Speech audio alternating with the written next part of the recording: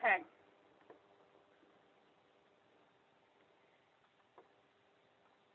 So moving us forward, we have hopefully a short meeting today as we planned it.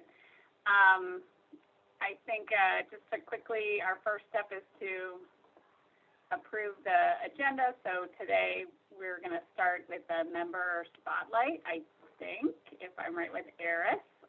She's smiling, so that's good. Okay, very good.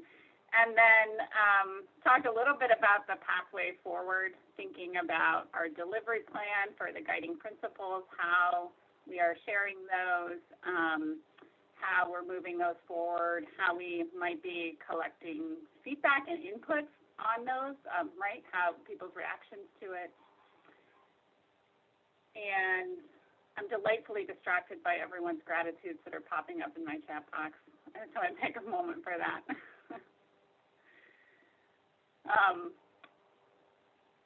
So wonderful.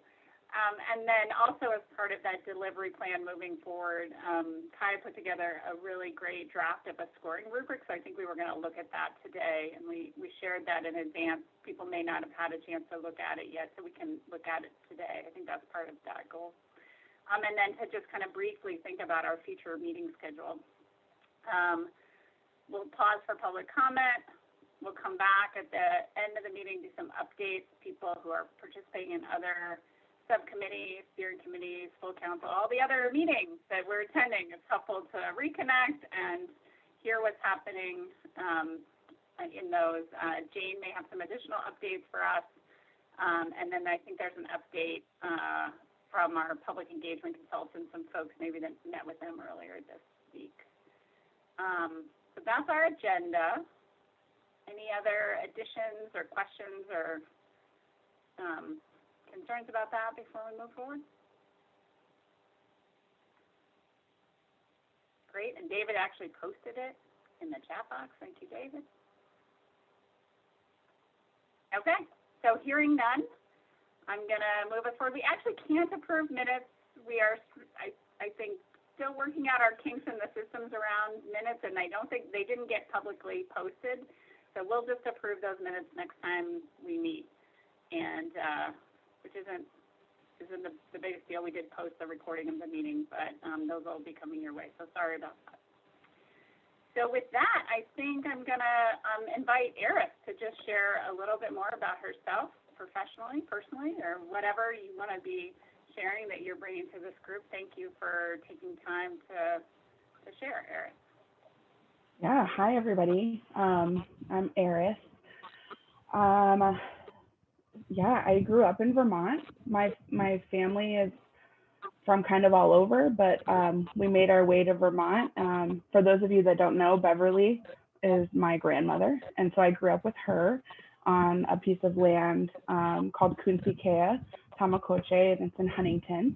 So I went to high school here, and yeah, it's been a crazy life. That there was nothing on the land when we moved here. We camped to move here, so that was incredible learning experience, being able to live that closely to the land. I was 13 at the time, so I was angsty, and some days were great and some days were not great. But I had a 3-dome tent, and I felt very lucky to have had that much space, and that I had 3 domes and 3 rooms. And I was like very excited to have a closet tent and a bed tent. And we had lots of animals growing up, so I had lots of heaters in bed with me. Or at least one heater a night, if they weren't all cuddled up with the grandparents in the camper that they were in, trying to stay warm too. So that's how I made my way to Vermont. Went to high school here, went to Mount Mansfield, and then moved away and went to Phoenix, which is where I was born, and have lived there for the last 10 years, and then moved back to Vermont about 2 years ago. And that's kind of where all of my work here has started. And now I work for the Peace and Justice Center, which is in Burlington, if you don't know. And I started out there as a store manager, was really excited about learning about fair trade and like experiencing a different type of retail because I had always had retail experience.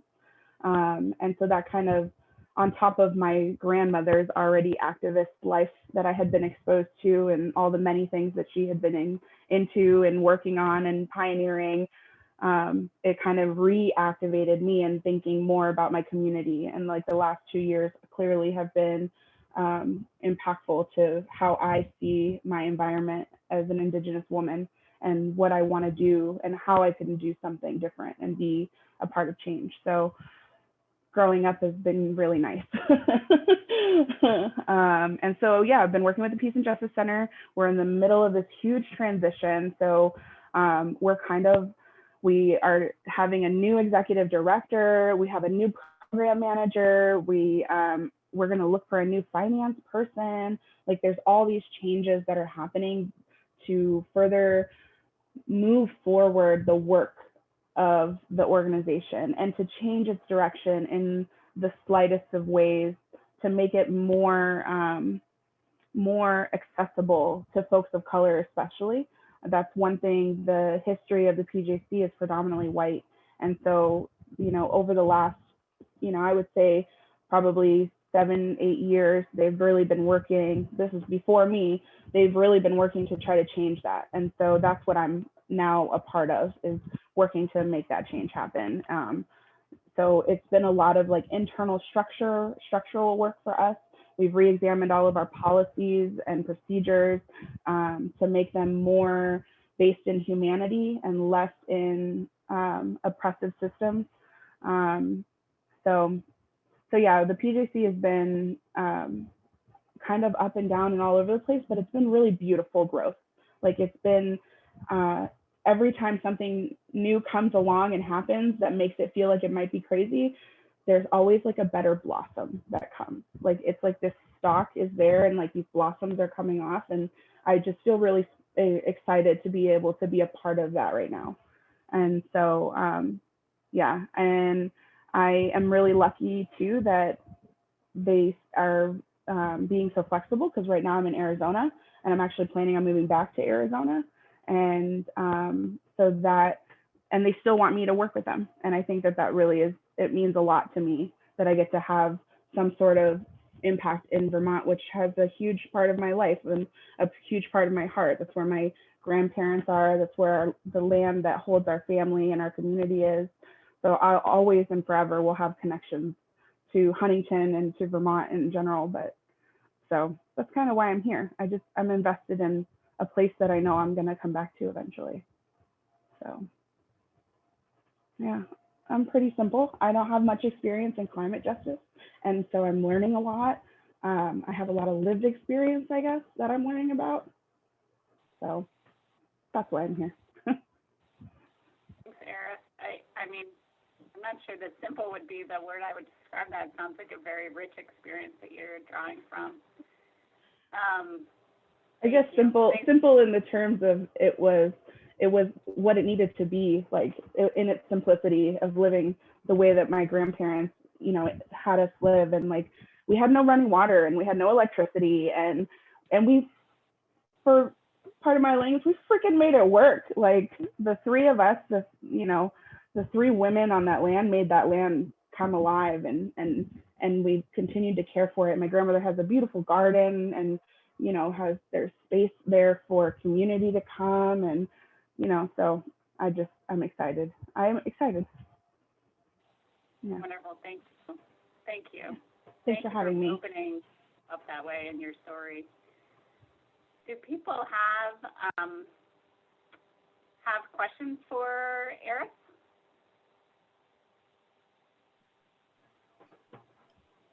This is David. I'm interested to hear more about that land. Yeah, absolutely. So like I said, it's in Huntington. We are so close to paying off the land. So that's one thing that they're actively working on, is trying to get the land completely paid off so that it can go, and my grandmother can speak more to this. She knows what she wants. This is her dream. We're just helping with it too. So she wants to put it in trust so that it stays in the hands of women, is my understanding, and that it's cared for in a way that will honor the land itself and preserve it. So yeah, there's so much that happens there. We have a ceremony that happens for the new year that celebrates the Lakota New Year in the summer in July. That's coming up for us. So you probably won't see her and I very much in July, just a heads up. There's spiritual teachings and workshops that happen through Quincy Kea. You can go on our website. There is a website, quinckea.org. And I can put it in the chat. So if people want to donate to the Land Sovereignty Fund, there's a donate button on there. Or you can learn more about my grandmother and my aunt, who is also one of the caretakers of Quincy Kea. So yeah, I would definitely encourage people to go there and donate if you can. We really appreciate it. It's what keeps us going and keeps the land accessible to other Indigenous women and folks. So yeah. Grandma, do you want to share more about the land? I think that it's more appropriate for you to be sharing because you're there. You're physically there right now, and I'm not. And yeah. I think you did a very good job. And I think that, that's what part of the vision is passing it on to the next generation and empowering our young women to do the things that they're led to do. And, we do have the whole ceremony here, Lakota ceremonies, because I'm Lakota, but we're open to the Sundance is a week-long ceremony, and women from all over come. In the past, we've had as many as 90 women at one time. This year, we're only going to have 21. We've carefully planned that because we're not totally out of the woods yet with this COVID. We're asking that everybody that come be vaccinated, and we're making plans to do things a little differently to take care of any possibility of a nasty bug spreading. But it's a prayer ceremony. It's a prayer ceremony for the earth and for all living beings. And it's an intense ceremony. It's a lot of work, a lot of laughter, and a lot of community building. And this 101 acres that we hold is in our hearts a special place, and we want it to remain a place where people can come to pray, to do their own ceremonies, even have a refuge from what's going on in the rest of the world. So that's all I'll say right now, but I think that Eris did a really good job, and as a grandmother, I'm very proud.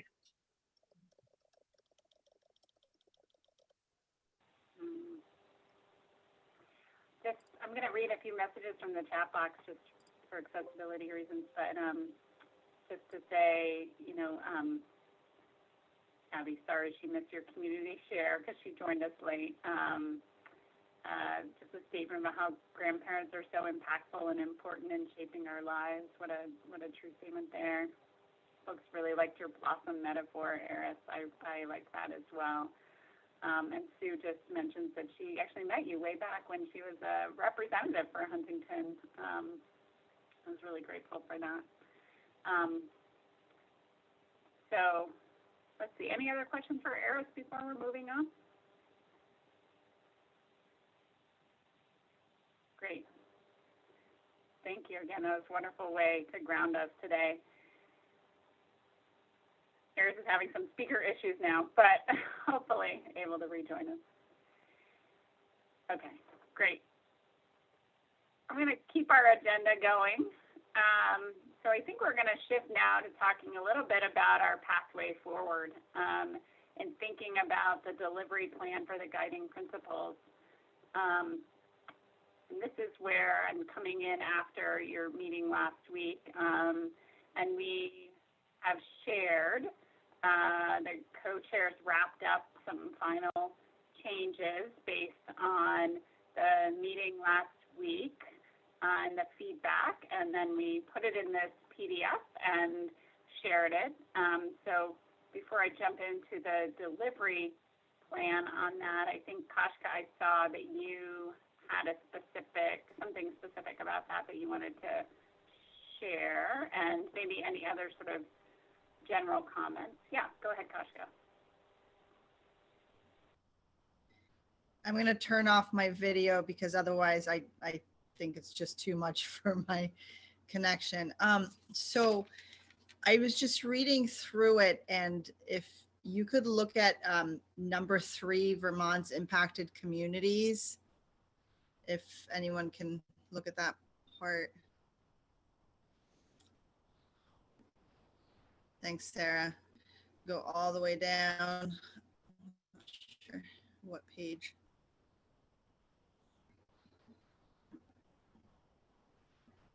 Right there. And then the first bullet point are highly exposed to climate risks, such as flooding, extreme temperatures, and health risks. Are highly exposed to climate risks, such as flooding. Should health risks are highly exposed to health risks and climate risks? Because the health risks from climate risks, I was just kind of confused right there a little bit. Yeah, I think it just is referring to health risks that are associated with a changing climate. But it does read a little sideways. Yeah, I think that's a great point. I think that's the intention, and maybe it's a great segue into something we need to figure out how to do actually as a group, right? Which is, as we have some feedback on ways that we can clean up language or improve the way something is said, or we get additional, right? Because the intention is that there's iterations to this, or there's changes over time, right? We've called it a draft guiding principles. So how are we collecting and holding those changes that we might want to make in the future for a future meeting? So that's part of what we want to discuss today, but I don't want to lose that. Thank you for raising that, Kashka. You're right. I think we could probably clean that up and make it clearer. Did you have, Chris, I see your hand, but Kashka, did you have another? Yes, I was just confused on how that read a little bit. And then if you go down to the last point, and this is my last point on this, I love this whole thing. I think it's pretty comprehensive. The last point right there are more likely to experience a job transition as Vermont addresses climate change. I've read this so many times and I keep thinking, yes, are more likely to experience a job transition, but a job transition that may in fact cause hardship.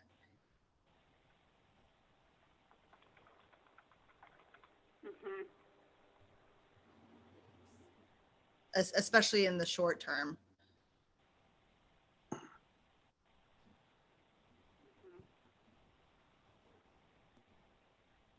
And that's all. Thank you, Sarah. Yeah.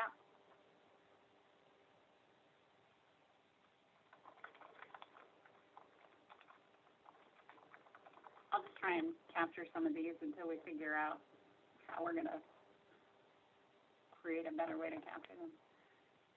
Chris, you have your hand up. Go ahead. Yeah, so I know that the Department of Health has a point person who's developing who's looking at health risks related to climate change. So my suggestion would be, there's probably, I think there is a document, I'm just not remembering. I've actually testified on this with him, but it's been a while. So I'm sure there's something that we might even be able to footnote there, to actually so people understand, like, there's actually science behind this too.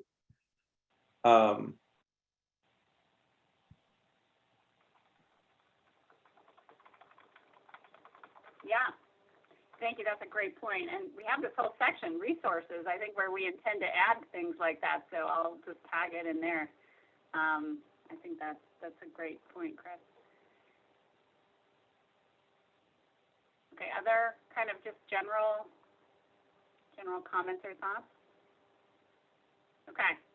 I mean, I do think part of the question here is the delivery plan, and then part of the question is goes back to how are we capturing this feedback and input that we want to continue to grow this document over time. So, Jane, do you want to? Sorry. This is where I'm going to be a little clunky because I'm supposed to facilitate this, but I wasn't at the meeting last week. And now you know that I haven't yet watched the recording because I was on vacation. And so I don't actually know how much of this topic you specifically discussed last week. And then I know the co-chairs were thinking about the distribution plan. So I'm going to tag in Jane for a second, or Kaya, or Sue, or Nadia. Do we have a specific plan around sharing this? Has it been shared yet? Or are we just starting from scratch in terms of how we're distributing this? Are we drafting a memo? Are we sharing it with all the subcommittees? Are we presenting it at the different subcommittees and one of us is going and sharing it? Are we waiting till the next climate council? Yeah. So Sarah and David and other co-chairs who have been more intimately involved around this, please speak up too. But the process as of last week, a number of different ideas were floated, but it was not, I would argue that you did not arrive at a clear process for rollout of this. And then what I think, as I suggested to the co-chairs in an email, and I'll follow up now, what's been sort of flagged to me is, like, we've been thinking about how to roll this out with the subcommittees, but this is like closer to a final product, even though it's a draft. And this, I think, I very much believe needs to be blessed by the council beyond just getting subcommittee input on it. And I'm hearing that from council members at this point. And so that will also, so as you think about rollout, there's that input from the subcommittees that I think is really critical. There's input even more broadly from council members. And then there'll need to be some sort of deliberative process around application of this. And so I guess what I suggested to you all in my note, and I'll speak to now, is that I think that as you consider this tonight, you consider a process for review and comment and how you will incorporate those, and then and bringing it up to either the full council or the steering committee as a proxy for that. And then second, a consideration for a process for how it is then applied at the subcommittee level, and recognizing that we now have templates that call out your principles in them, as well as equity components in the policy templates for the three main subcommittees developing strategies right now. And just as you start to think about this, how this gets weighted in that review and consideration of policy. Is it sort of, you have to meet this? Is there a consideration with other things? A process and recommendation about application, I think, will be really important for subcommittees and the council to consider. And others, please feel free to add in or speak to that. This is Kaya Morris. So if I recall from last week, we were talking as well, again, thinking about folks who are already placed to support other subcommittees and how we're going to introduce this there, because yeah, again, part of this process is, yeah, it should have an understanding and buy-in from the Climate Council itself. However, recognizing that not everybody's been a part of this deliberative process, so there are going to be at different phases of readiness to consider what's being outlined here. So it's going to need some, kind of care from us who have been a part of these processes to even answer questions like, well, how did you arrive here? Or what is this, where did this come from? So being able to provide some of that historical context. So we were I believe we had proposed thinking around, we had not decided, but talked about maybe, helping to support this with the co-chairs of this committee, as well as having additional presences of the members that from here that are in those places, so that it's also not like, up to every individual to have a full competency in understanding this. So, but I don't know if we decided that. And then, additionally, yeah, so as Jane was also speaking with regards to, like, we have these templates and tools.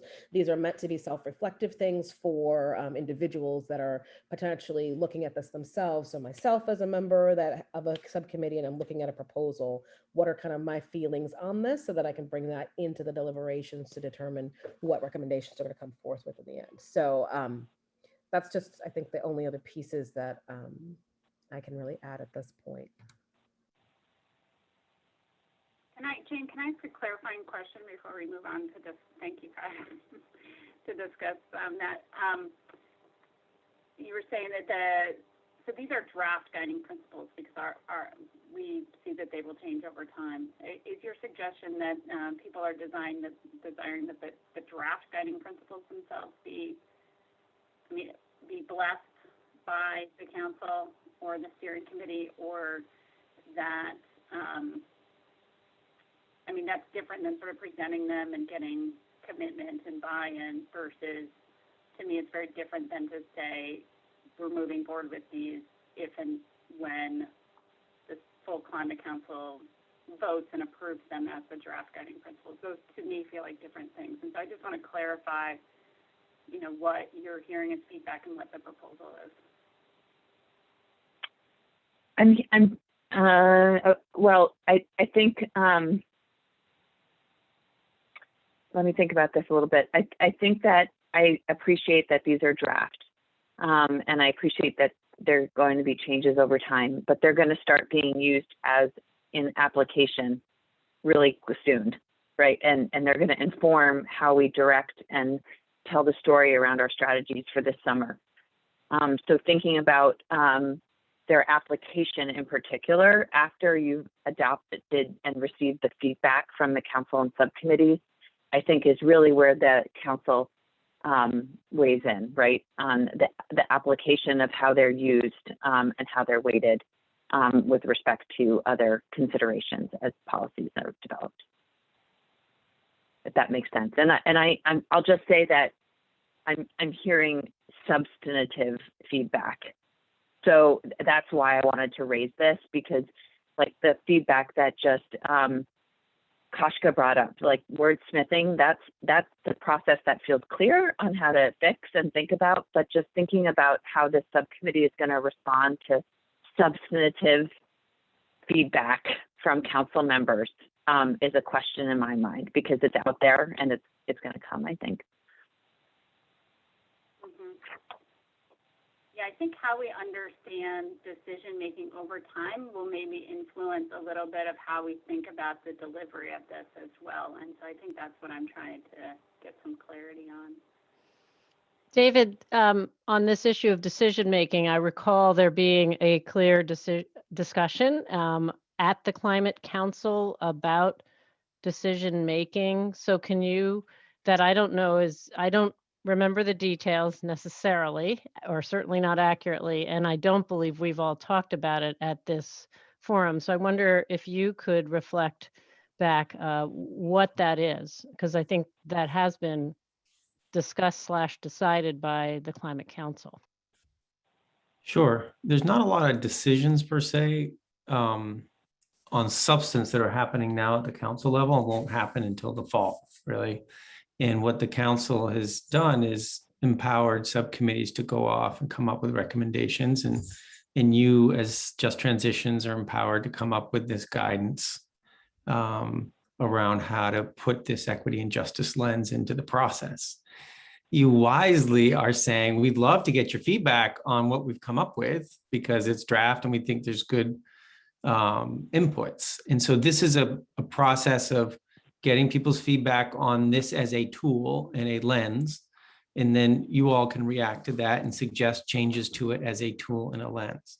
And the reason I'm saying that is there's not a ton of quote unquote decision making here. What the council can say is, this is my feedback on it. This is how I would like to see, changes to it. And then when it's time for the council to be making some decisions around the, climate action plan, it will incorporate how, its criteria for decision making, which will include this. So I don't think that's exactly what you thought I was going to answer, Sue, because I mean, the council does have a process for making decision around building consensus and all that, similar to your process here. But in this particular issue, I feel like you're in a space where you can solicit ideas for improvements and feedback from counselors and from subcommittee members, and then react to that and see how you can improve this tool, right? This is a tool, this is a lens. This is a way of helping everyone see their recommendations through this filter in these issues that we've been talking about. Does that make sense, Sue, or am I kind of muddling it up even worse? No, that's helpful. I'm sort of wondering what's going on in my mind is we have, how does this document and these principles get shared with subcommittee members who can sort of start digesting and using that filter effectively in their work. And then it's this other thing of the council itself essentially embracing at some level or not this lens. So I think those are both things that may need to happen. At least that's what I'm hearing, or I'm thinking I'm hearing from Jane. And so Jane, I think we should look at them separately. So thing one, or the second thing I mentioned, relates to the sort of the full council kind of embrace of this concept. Would it make sense in your mind to start with, maybe it's the co-chairs attending a steering committee with this as an agenda item that gets some real digestion and question feedback and, like a little bit more why we're saying what we're saying. Would that make sense as step one? And then potentially after that, the council as a whole. But by that time, I would hope each of the subcommittees will have received and started to try to digest and utilize as a filter. Yes. And I will just say I'll just say my third thing is that as we think about presentation or utilization by subcommittees, we want to today have Kaya share a great resource that she put together that I think will facilitate that. But back to thing one, what do you think? We don't know from where we sit what the dynamic and the process might benefit. Yeah, well, I think you did clearly articulate it, and it does feel like, I'll just say for me, there was just this light bulb that went off recently that as we go out and roll this out to the subcommittee, I think it would be smart to roll it out to the council also for feedback now. I also think that on the agenda for Monday for the steering committee meeting with the co-chairs is an update from you all on the guiding principles and then speaking to the process for rollout. So I suspect there will be just questions about the role of the council at this point, as well as the role of the subcommittees. And I think the way David outlined it made a lot of sense. That it is a draft, that it's going out for feedback right now, and that it'll be part of the prioritization conversation that we have with the council in the fall as how we use it as a tool. But I do think that getting their feedback now at a council level makes sense also. And there's only a few council members who don't sit on subcommittees, but I think having those people weigh in makes sense, which is really, it's the administration, because many of the administration officials delegate their positions on subcommittees, and I think we want the administration to see the principles. Thanks, Jane. Kaya. Thank you. I just, I wanted to just reiterate again, I think that that's fine to have the dual strategies because just giving people more time to digest it. However, I am really uncomfortable about any deliberations happening in subcommittees without folks from our committees or people who feel confident about being able to represent this work in those spaces.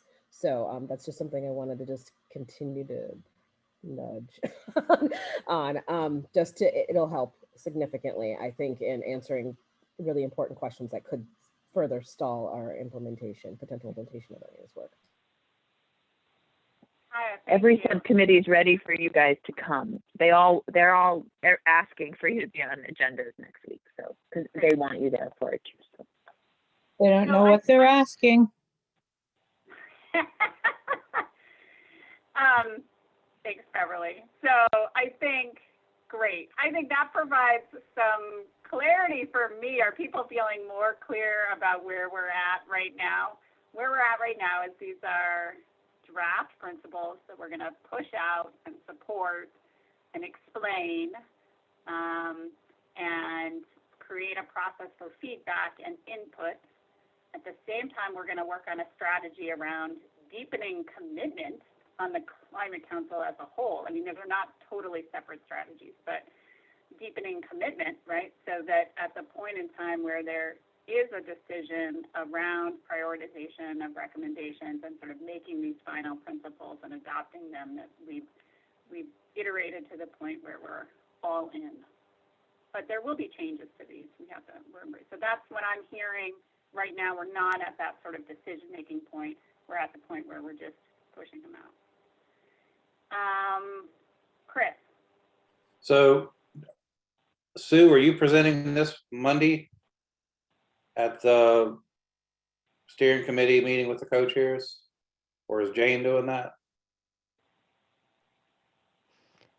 I'd love for all of the co-chairs to be a part of presenting. And I think we should send them officially in advance and ask people to review them. And so I'm hoping that Sarah, Nadia, and Kaya have it on their calendars. I don't even know if I have it on mine, so I'm going to check right now. Yeah. So are we doing that? But are we doing this for Monday? Yeah, it sounds like we need to do that for Monday for sure. Okay.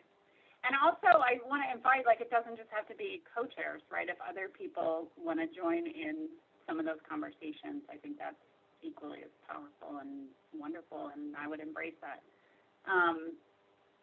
Maybe Jane's like kicking me under the table because she's like, it's the steering committee with co-chairs. But I think if we're on the agenda presenting it, then I think we can invite whoever we want to present with us. All right, Jane. All right, good. Great. Okay, so David typed in the chat box, I think, to help us kind of move forward, sort of what's next. I think 3 pieces of roll-up, which is needs care from us. Subcommittees receiving this in a constructive member, the just transition subcommittee member. So can we just, I think what we're wanting to do is invite ourselves to come to a meeting, have a good chunk of time on the agenda, and present what it is that we've created, answer questions about it. And I think what I'm hearing us say is, we have some folks who participate in those subcommittees already, but we could certainly have others join them, right? We kind of go as a team, so we feel, and that's what I'm hearing as like a primary strategy that we want to do initially with regards to that. Do people agree that that's sort of a next step? And should we discuss, just clarify who's going to go do that work for each subcommittee? Okay. Chris, is that an old hand or a new hand? Okay, that's fine. I hate the hands on Zoom. It throws me off every time. I mean, I love when other people use them, but it throws me off. Okay, so we have our we have the data and something subcommittee. I can never remember his name. The data subcommittee. And I think we have some folks participating on that one. I think Claire and Danielle are participating on that one. Yeah.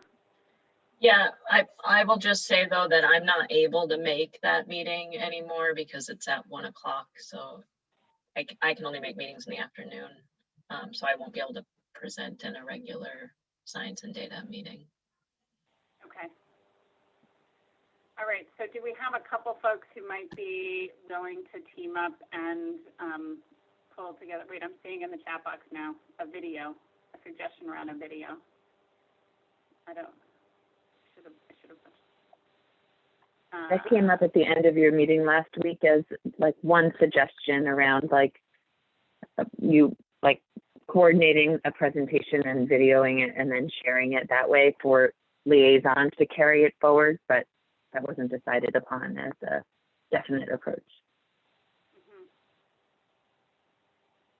Okay.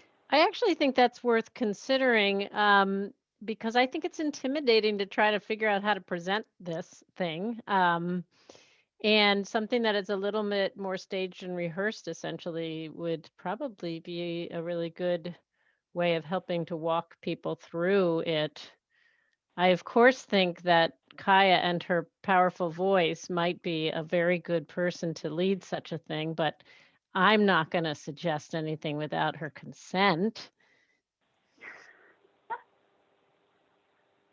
That was beautifully done. That was well done, Sue. Go on, Kaya. We call that voluntold. No, so what I appreciate about that, I forgot about that recommendation because I don't think I got the chance to close out the meeting last week. I'm just flagging time. I'm flagging time. And so whether or not a presentation like that would need to be publicly warned before Monday, or if there's any committee meetings happening on Monday, like I'm just like, that's my only, I'm ready to go. And then if somebody could also remind us again when this data and cross mitigation meeting is actually happening. I heard 1 o'clock, but I don't know what day. So I can't support if I don't know what day. Yeah. So what if because we're gonna run out. So here's a suggestion in terms of process. Maybe there's a team that wants to take this on, create a road show, so to speak. You know, maybe it includes a recording, maybe not. And help create what that presentation might look like. Maybe it's a slideshow, maybe it's sort of like some talking points, maybe it's a couple questions just facilitating a dialogue. But I think you're right, Sue, like we all feel better when we're a little prepped for these kind of things.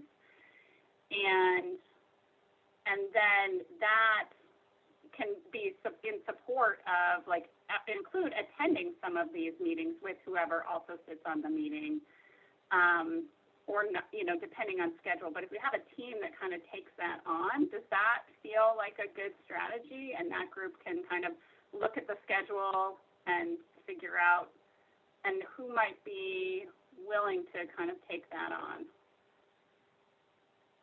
We do.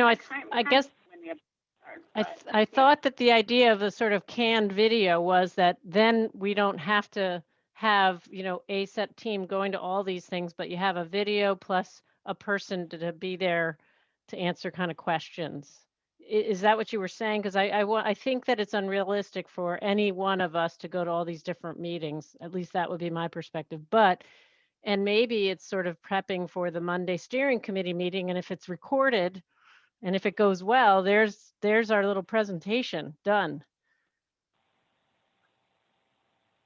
So we record the steering committee meeting, or you're saying before Monday's meeting we have some presentation? I was saying we just do it at the meeting. We record the meeting, and that's a way to present it to the other groups. I don't know.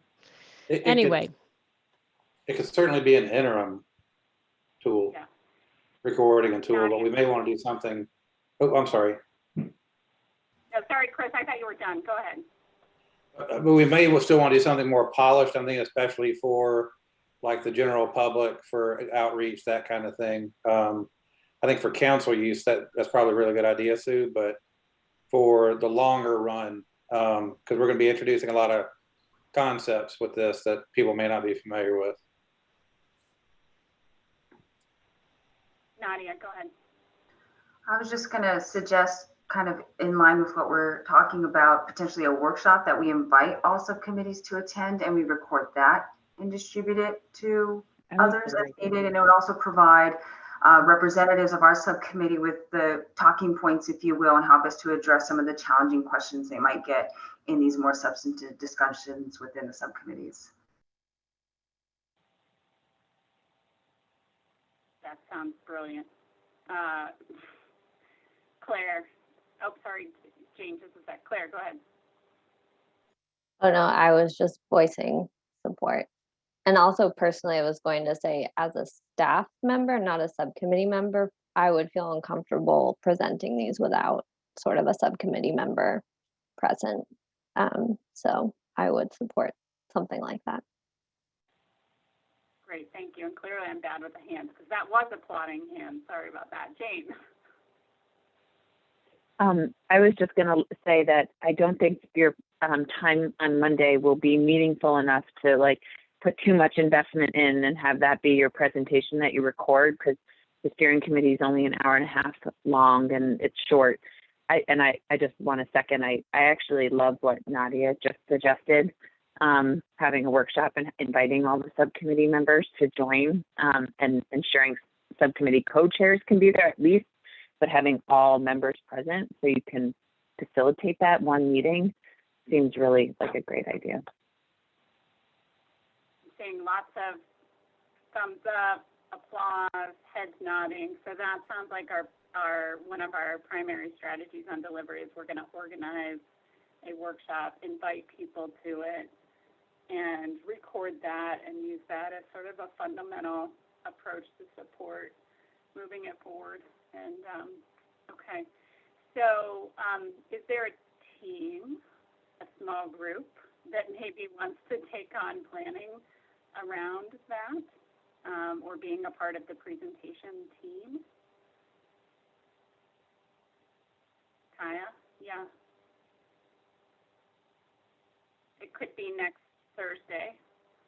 I'm seeing that. The timing matters. It could not be next Thursday. I think we could give ourselves slightly more time if we needed.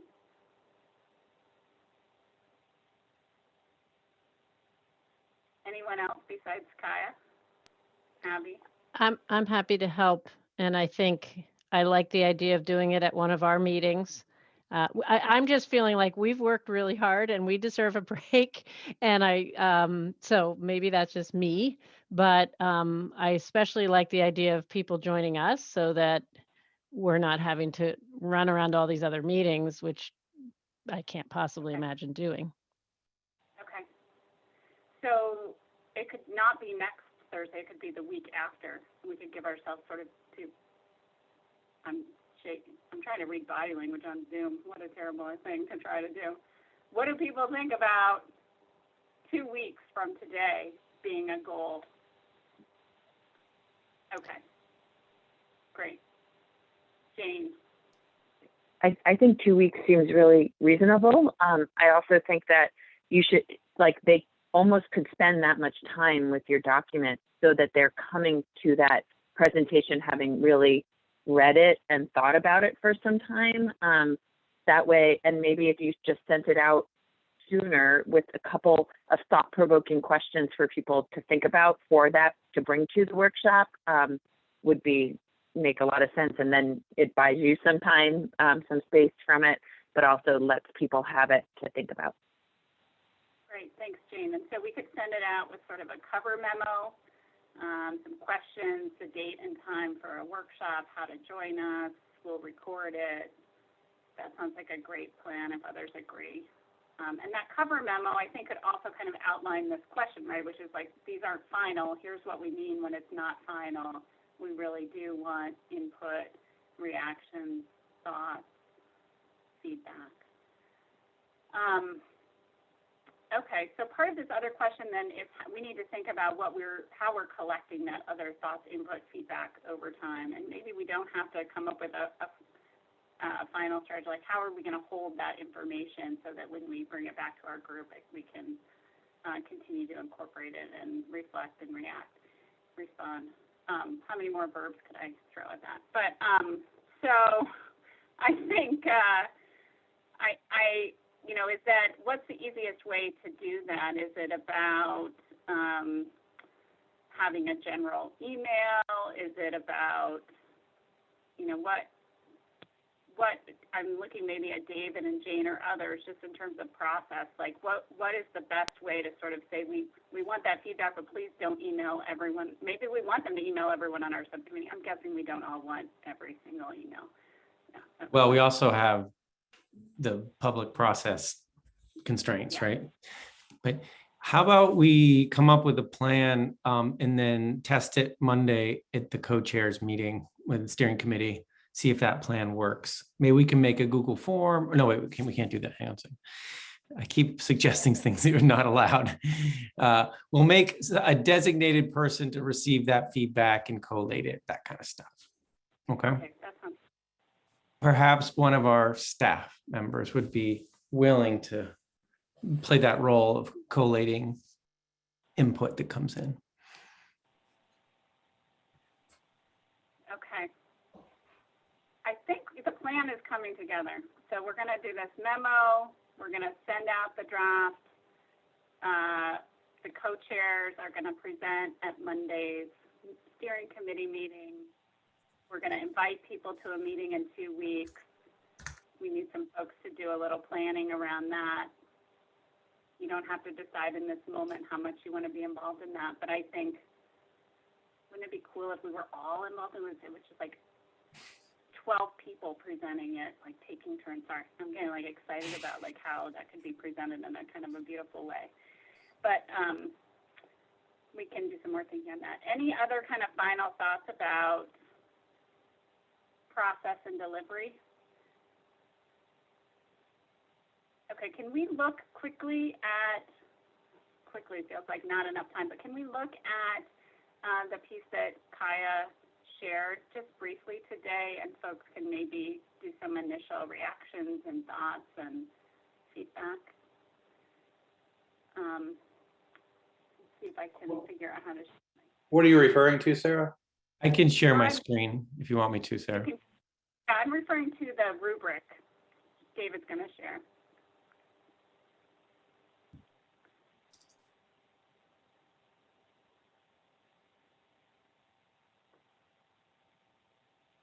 Great. Do you want me to kind of explain this a little bit, Sarah?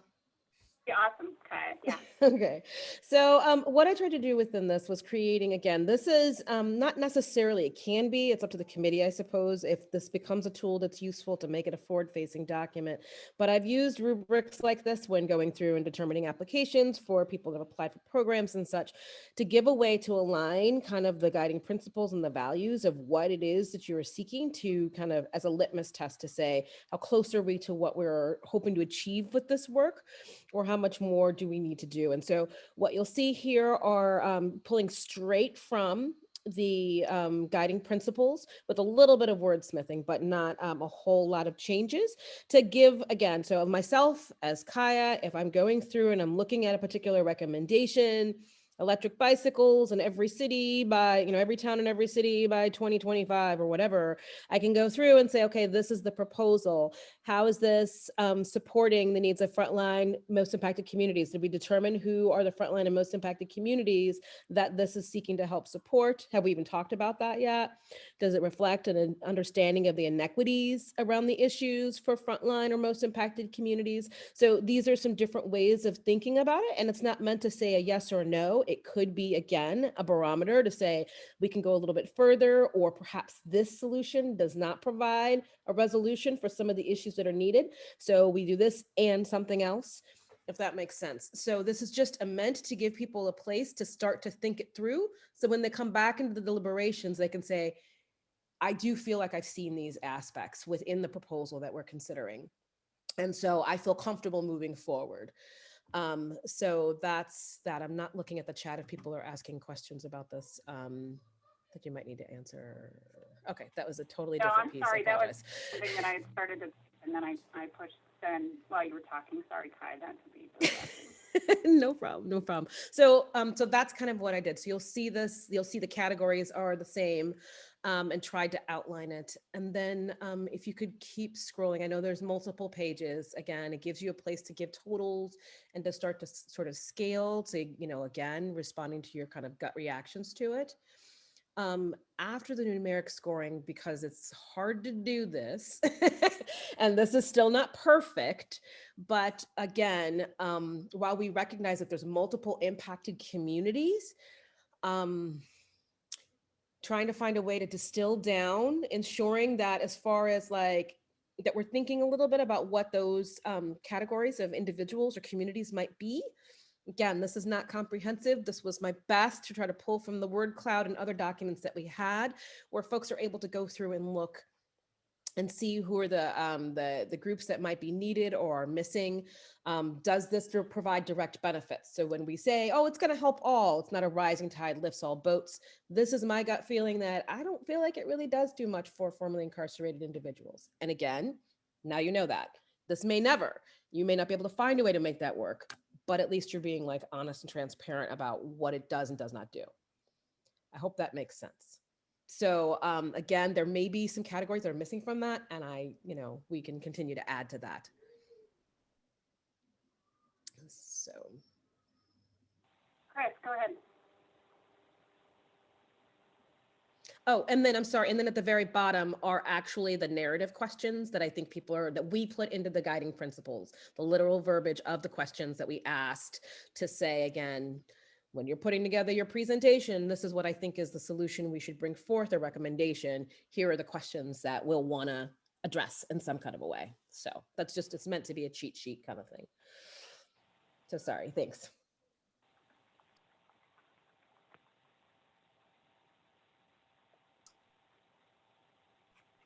Chris.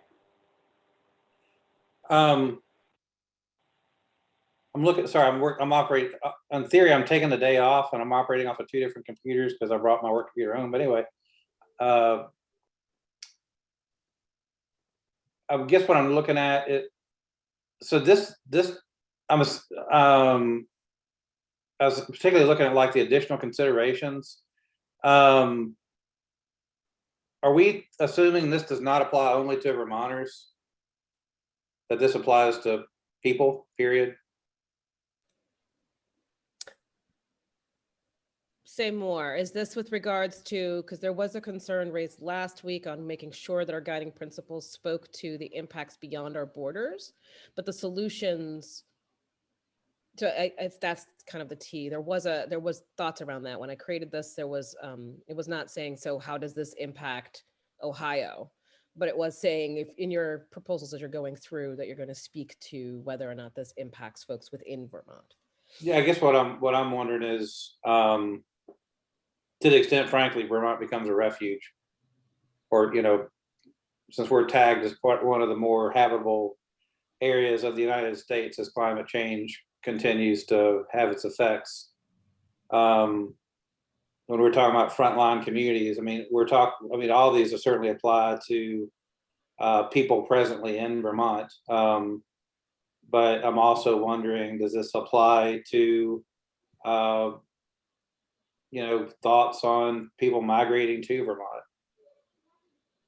I think that's a piece of the puzzle that we need. I mean, as we not necessarily, when the other committees are doing their work, we're going to have to think about climate migration. Do we become more of a refuge for outdoor laborers, agricultural workers, immigrants, other people?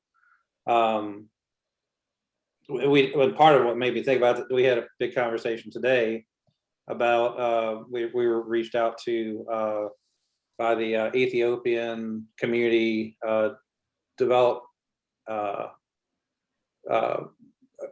It's an organization so looking at the Brattleboro area becoming more of a receiving point for immigrants, not necessarily climate driven, just not immigrants but refugees specifically. So anyway, I was just trying to think how this rubric might apply to that. Maybe it doesn't, but. So is the thinking that the folks that would be refugees would not fall in any of those categories? No, they would. Through their identities? I think they would.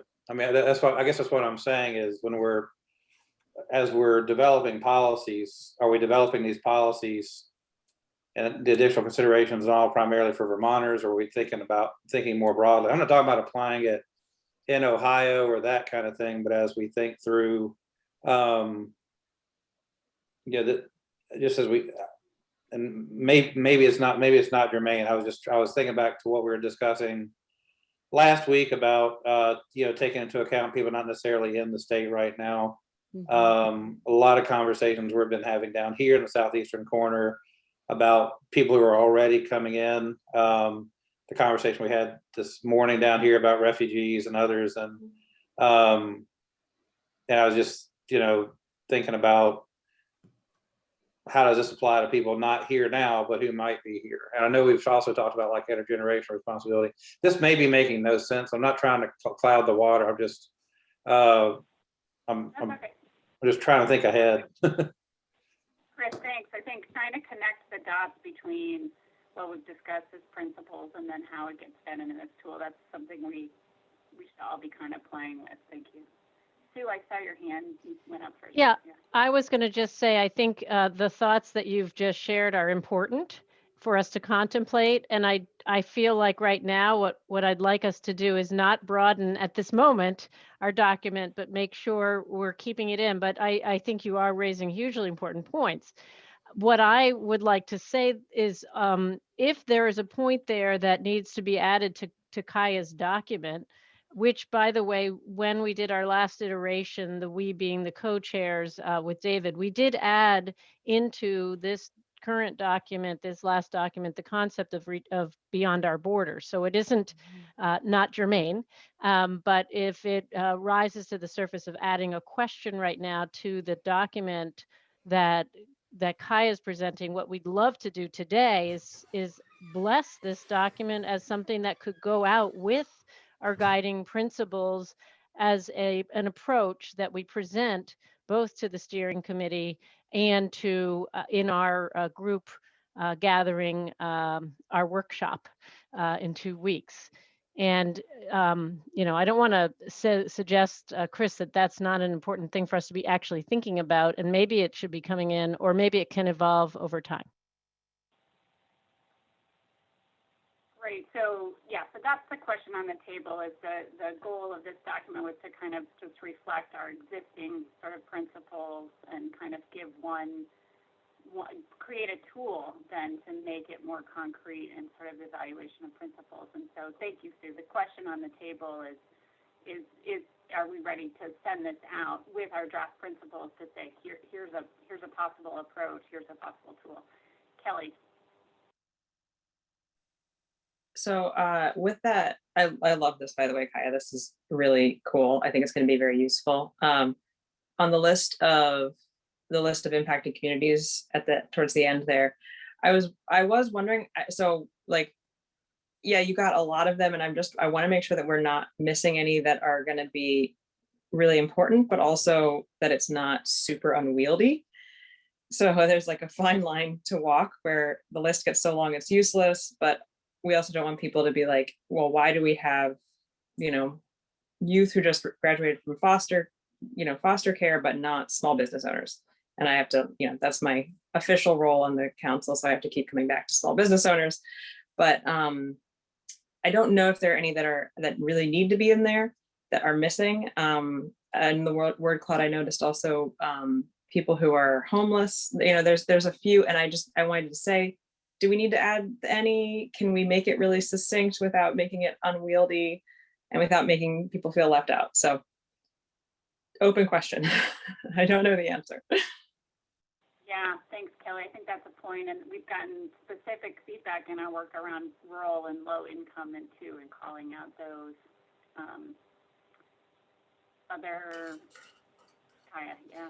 So yeah, and I think what we were hoping is trying to get this out and giving people a place to start beta testing it, as I loved how I think it was either Sarah or Jane who mentioned it.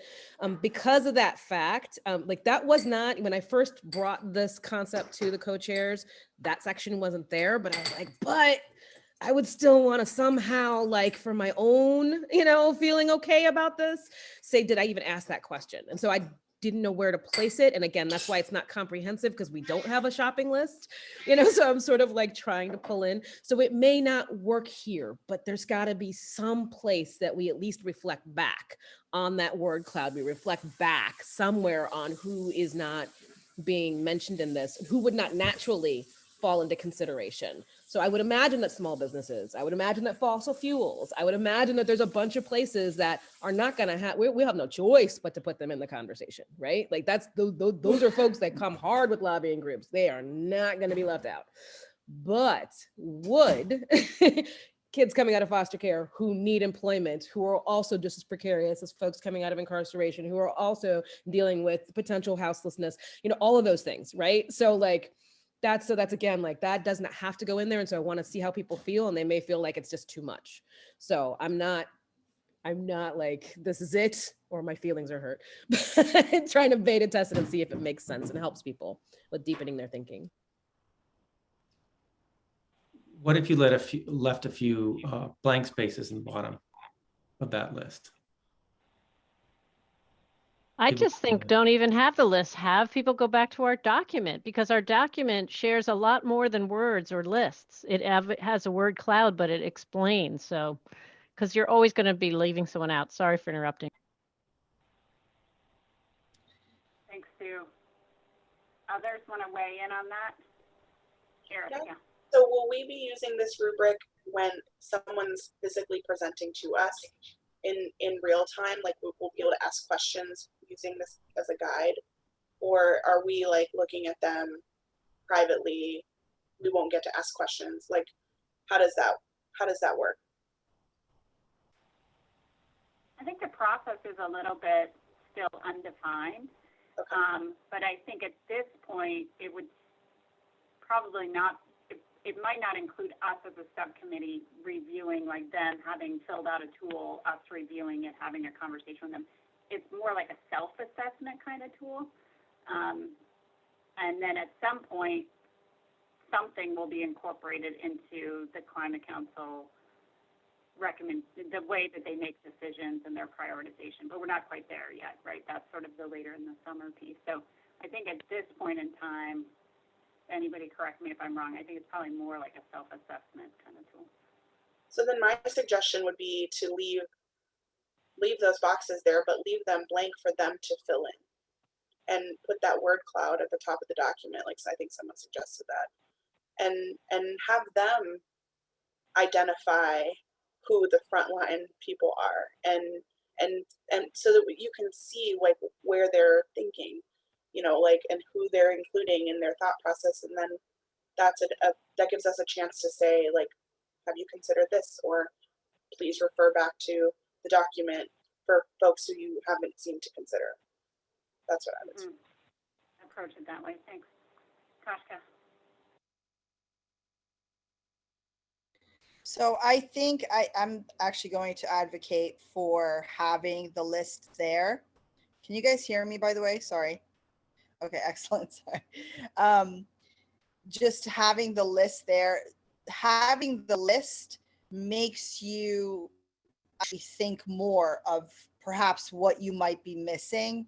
Like, for example, it made me think of single parents and the challenges of, you know, having work and trying to raise kids at the same time, and having them, you know, be traveling or taking them from one place to another, and then changing jobs, and having it's just so much more. But it just makes you consider all the other impacted communities that you may not have thought of. So it may not be a comprehensive list, obviously, but I think it's important to have a list and not just refer back to the document. There doesn't need to be more work for them, basically. Does that make sense? Yeah, I thank you. Yeah, I think that was clear. Nadia. I just echo Kashka's recommendation with regard to having a list that is explicit, because I think that it does invite critical thinking in ways in which we might not otherwise have, and also an assessment by the individuals putting forth the policy recommendations to ask themselves, you know, does this incorporate this specific community, and can I do more so that I can change my answer of no to yes? Okay. So folks like that idea, felt like there were maybe a couple pieces, a couple groups missing that we might want to add. We can even add, you know, other. We can add blank lists and say other, where people are naming, for instance, other communities that they've identified, so that it kind of clarifies this list isn't exhaustive, right? Because that's what I'm hearing is like we're stuck feeling like this isn't an exhaustive list. I wonder if people like that idea. It's like a friendly amendment to add some other lines. Okay.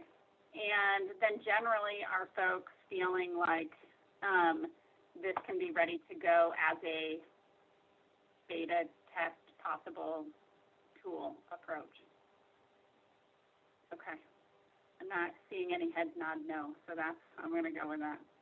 Again, love the Zoom body language. Thank you, Chris. That was good. I like that. Sarah, can I just ask, are you asking whether we are today sort of sending it along to all the subcommittee members or just the steering committee or both? Well, I'm assuming we're sending the same thing to everyone with a cover memo and our principal things, but we could certainly test it out with the steering committee for Monday, but once it's out there, it's out there. There's no pulling it back. But it's a draft. It's a draft. Okay. Yeah, I guess I would ask, sorry, Nadia, did you have your hand up? I don't want to interrupt.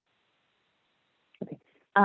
I guess I would ask for the steering committee meeting only because the agenda with all the associated materials for that will go out tonight or tomorrow morning. And so that if you want to share the guiding principles ahead of Monday with the steering committee, which you might not, if you do, it might not have all of the other components that you're talking about. And that would be part of the process conversation that you could have with the steering committee, that this is what you intend to do. But your choice if you want to share them ahead of time or not.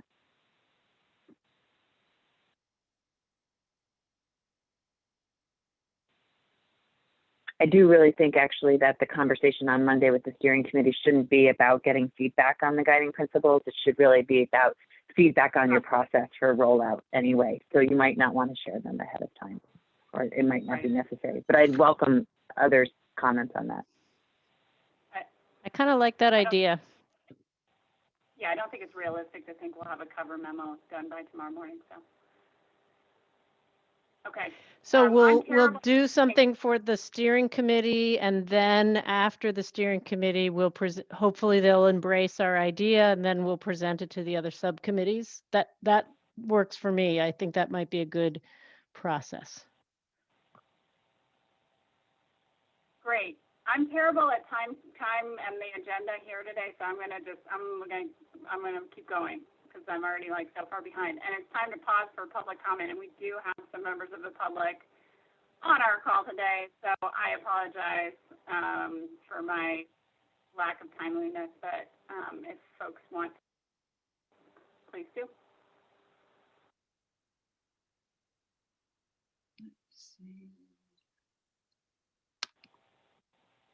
Pat, I see you unmuted. Yes, I still haven't figured out how to use that hand. I was looking for if there was anyone else from the public. Just a couple really quick questions. When the public engagement process happens, is this a piece of what you're going to ask the public to weigh in on, or is this? I just feel this is so fundamental, and it seems like a lot to just say, well, we did this for you. And yet you're having this public engagement process, and it seems a bit of a disconnect. And I'm just wondering if that's part of the plan, or if that's not set yet, that maybe it's something to consider when that public engagement agenda gets developed. I think that's something important for us to think about. Yeah.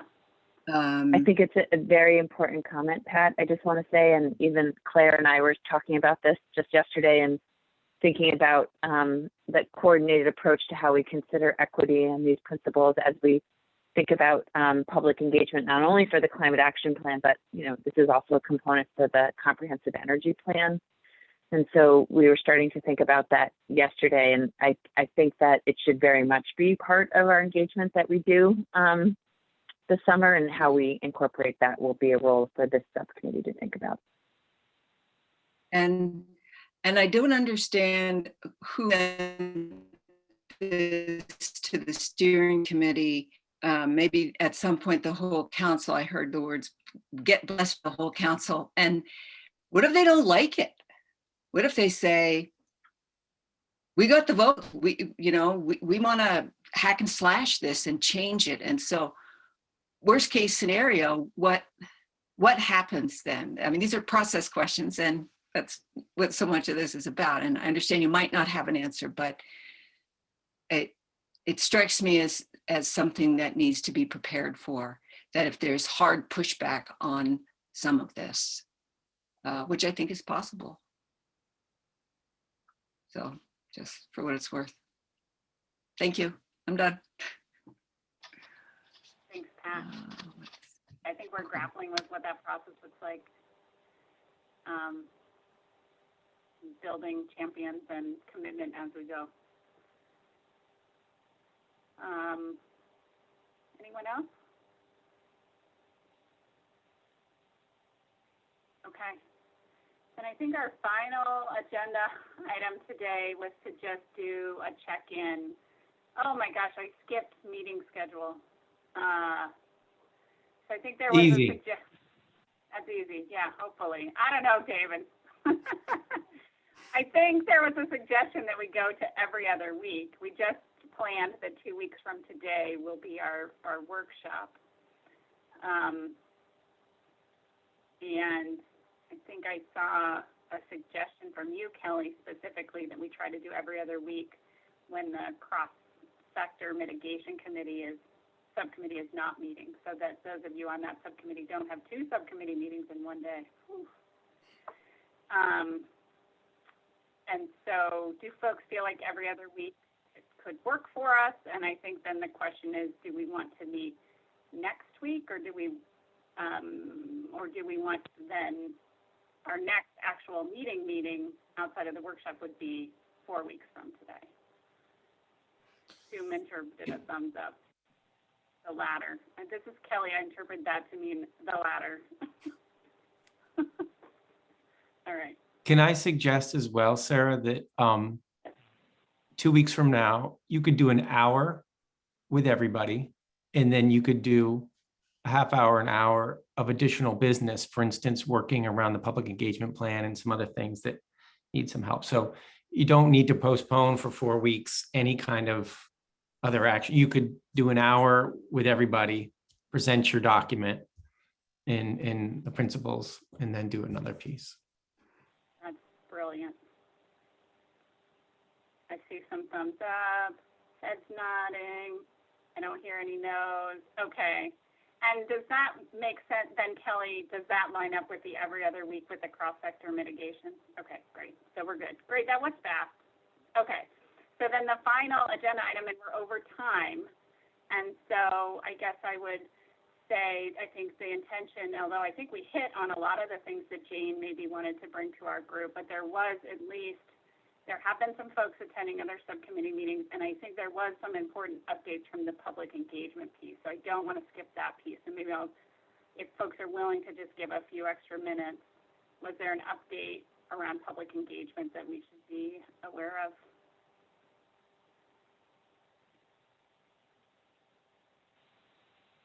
I can provide a brief update.